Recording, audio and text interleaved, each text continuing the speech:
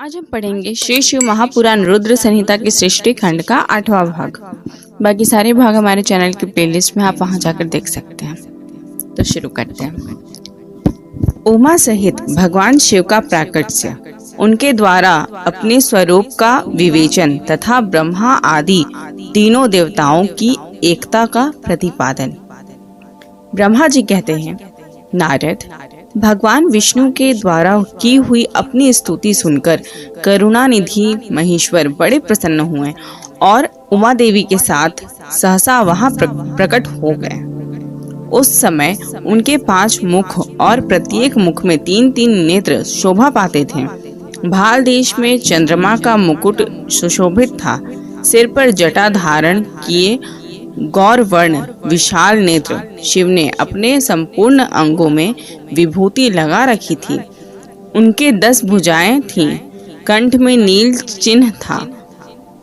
उनके श्री अंग समस्त आभूषणों से विभूषित थे।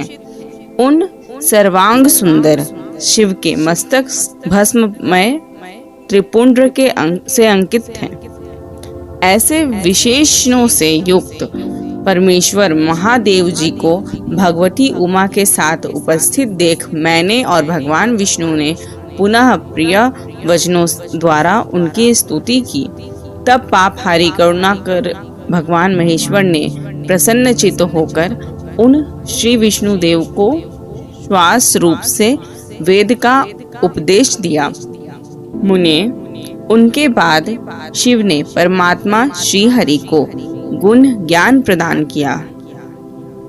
फिर उन परमात्मा ने कृपा करके मुझे भी वह ज्ञान दिया। वेद का ज्ञान प्राप्त करके कृतार्थ हुए भगवान विष्णु ने मेरे साथ हाथ जोड़ महेश्वर को नमस्कार करके पुनः उनसे पूजन की विधि बताने तथा सदुपदेश देने के लिए प्रार्थना की। ब्रह्मा जी कहते हैं, मुने, श्री हरि की यह बात सुनकर अत्यंत प्रसन्न हुए। कृपा निधान भगवान शिव ने प्रीति पूर्वक यह बात कही। श्री शिव ने बोले, सूर्य श्रेष्ठ गण, मैं तुम दोनों की भक्ति से निश्चय ही बहुत प्रसन्न हूँ। तुम लोग मुझ महादेव की ओर देखो। इस समय तुम्हें मेरा स्वरूप जैसा दिखाई देता है वैसा ही रूप का प्रयत्न पूर्वक पूजन चिंतन करना चाहिए। तुम दोनों महाबली हो और मेरी स्वरूप भूता प्रकृति से प्रकट हुए हो। मुझ सर्वेश्वर के दाएं बाएं अंगों से तुम्हारा आविर्भाव हुआ है। ये लोक पितामह ब्रह्मा मेरे दाहिने पार्श्व से उत्पन्न हुए हैं और तुम विष्णु मुझ परमात्मा के वाम पार्श्व से उत्पन्न हुए हो। मैं तुम दोनों पर भली भांति प्रसन्न हूँ और तुम्हें मनोवांछित वर देता हूँ। मेरी आज्ञा से तुम दोनों की मुझ में सुदृढ़ भक्ति हो। ब्राह्मण, तुम मेरी आज्ञा का पालन करते हुए जगत की सृष्टि करो और वत्स विष्णु, तुम इस चराचर जगत का पालन करते रहो। हम दोनों से ऐसा कहकर भगवान शंकर ने हमें पूजा की उत्तम विधि प्रदान की, जिसके अनुसार पूजित होने पर वे पूजक को अनेक प्रकार के फल देते हैं। शंभु की उपर्युक्त बात सुनकर मेरे सहित श्री हरि ने महेश्वर को हाथ जोड़ प्रणाम करके कहा। भगवान विष्णु बोले, प्रभो, यदि हमारे प्रति आपके हृदय में प्रीति उत्पन्न हुई है और यदि आप हमें वर देना आवश्यक समझते हैं तो हम यही वर मांगते हैं कि आप में हम दोनों की सदा अनन्य एवं अविचल भक्ति बनी रहे। ब्रह्मा जी कहते हैं, मुने, श्री हरि की यह बात सुनकर भगवान हरि ने पुनः मस्तक झुकाकर प्रणाम करके हाथ जोड़े खड़े हुए उस नारायण देव से स्वयं कहा। श्री महेश्वर बोले, मैं सृष्टि पालन और संहार का करता हूँ, सगुण और निर्गुण हूँ तथा सच्चिदानंद स्वरूप निर्विकार पर ब्रह्म परमात्मा हूँ। विष्णु, सृष्टि, रक्षा और प्रलय रूप गुणों से अथवा कार्यों के भेद से मैं ही ब्रह्मा, विष्णु और रुद्र नाम धारण करके 3 स्वरूपों में विभक्त हुआ हूँ। हरे, वास्तव में मैं सदा निष्कल हूँ। विष्णु, तुमने और ब्रह्मा ने मेरे अवतार के निमित्त जो स्तुति की है, तुम्हारी उस प्रार्थना को मैं अवश्य सच्ची करूंगा, क्योंकि मैं भक्त वत्सल हूँ। ब्राह्मण, मेरा ऐसा ही परम उत्कृष्ट रूप तुम्हारे शरीर से इस लोक में प्रकट होगा, जो नाम से रुद्र कहलाएगा। मेरे अंश से प्रकट हुए रुद्र की सामर्थ्य मुझसे कम नहीं होगी। जो मैं हूँ वही यह रुद्र है। पूजा की विधि विधान की दृष्टि से भी मुझमें और उसमें कोई अंतर नहीं है। जैसे ज्योति का जल आदि के साथ संपर्क होने पर भी उसमें स्पर्श दोष नहीं लगता, उसी प्रकार मुझ निर्गुण परमात्मा को भी किसी के संयोग से बंधन नहीं प्राप्त होता। यह मेरा शिव रूप है। जब रुद्र प्रकट होंगे तब वे भी शिव के ही तुल्य होंगे। महामुनि, उनमें और शिव में परायणपन का भेद नहीं करना चाहिए। वास्तव में एक ही रूप सब जगत में व्यवहार निर्वाह के लिए 2 रूपों में विभक्त हो गया है। अतः शिव और रुद्र में कभी भेद बुद्धि नहीं करनी चाहिए। वास्तव में सारा दृश्य ही मेरे विचार से शिव रूप है।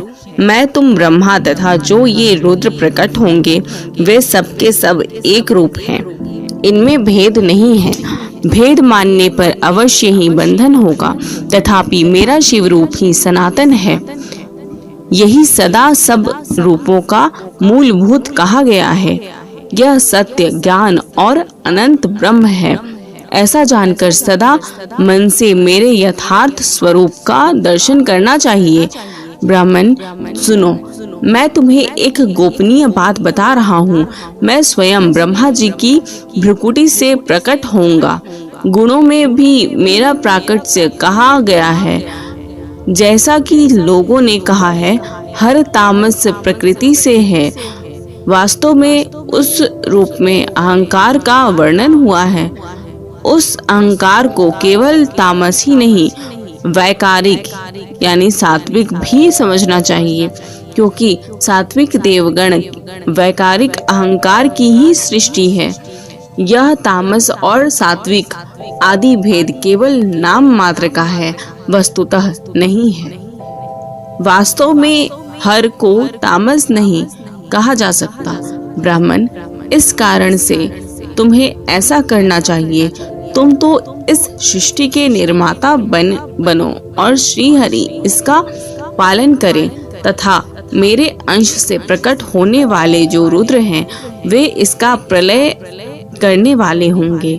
जो उमा नाम से विख्यात परमेश्वरी प्रकृति देवी है, इन्हीं की शक्ति भूता वाग देवी ब्रह्मा जी का सेवन करेगी। फिर इन प्रकृति देवी से वहाँ जो दूसरी शक्ति प्रकट होगी वे लक्ष्मी रूप से भगवान विष्णु का आश्रय लेंगी। तदनंतर पुनः काली नाम से जो तीसरी शक्ति प्रकट होंगी वे निश्चय ही मेरे अंशभूत रुद्रदेव को प्राप्त होंगी। वे कार्य की सिद्धि के लिए वहाँ ज्योति रूप से प्रकट होंगी। इस प्रकार मैंने देवी की शुभ स्वरूपा पराशक्तियों का परिचय दिया।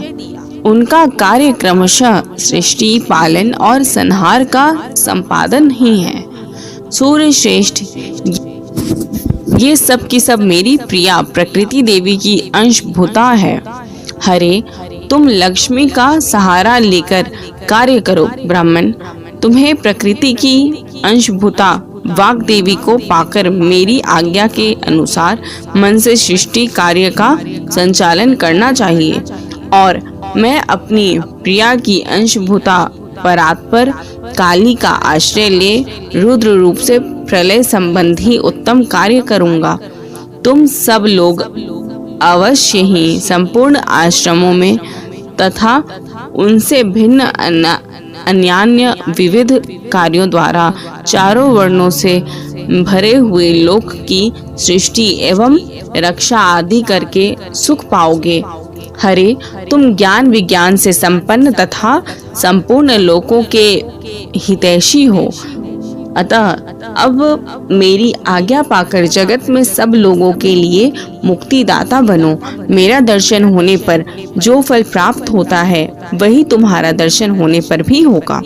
मेरी यह बात सत्य है, इसमें संशय नहीं।